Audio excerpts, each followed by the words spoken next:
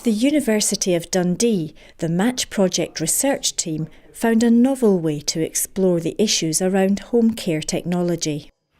That kettle warning in the kitchen is loud enough for me to hear it in here. I'm not as deaf as you. What about medication? We mustn't forget, you know. Well, could we not turn that dratted tune off and just leave the message up on the screen? I like that tune. I chose it after all. And if I didn't hear it, I'd forget. Well, when you're out there... We engaged a dramatist to write a play, essentially, about two older people trying to come to terms with new technology and trying to come to terms with their own ageing and, of course, their change of circumstances as they aged.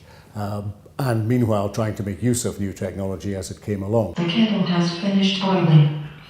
The kettle has finished boiling. That's the kettle boiled. I hardly missed it.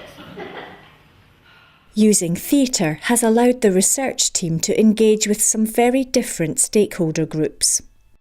In an area such as care for older people at home or care for disabled people at home, there are a wide number of different stakeholders involved. There are policymakers, funding agencies, charities, carers, both formal carers and informal carers. There are the residents or users of technology themselves, family members, and so forth. So there's actually quite a range of people who have different interests, perhaps. Complete out the form. Any comments or thoughts you had during that? So one can have different motivations, different jargons, different cultures amongst different groups of stakeholders. And one thing we tried to do here was present the drama to different groups of stakeholders separately and to therefore try to get different discussions going amongst the different stakeholder groups to find out what different views were. And insights from stakeholders have inspired some innovative research techniques. The team have built a doll's house, fully equipped with home care technology.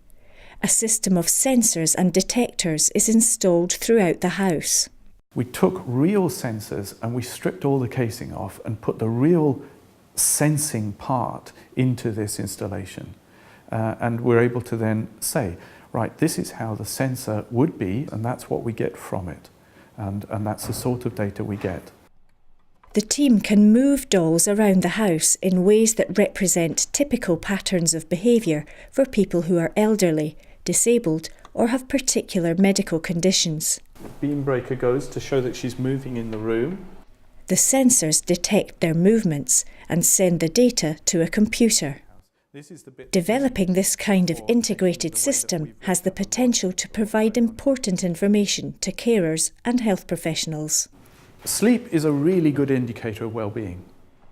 The degree to which you sleep, the nature of your sleep, when you sleep, how many times you get up in the middle of the night, all of those types of things are really good indicators of well-being and health. Okay, so we're looking to, if necessary, monitor the occupancy of the bed. We've got no indication of how it's being occupied, just that it is being occupied.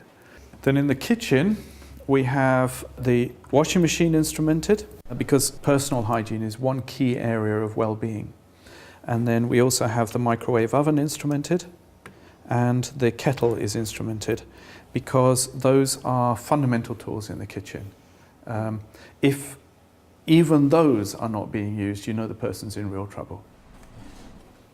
Now, that all sounds pretty intrusive, but if you are getting to be at risk, those are the sorts of things which might reveal lifestyle changes or life behavior changes which might matter.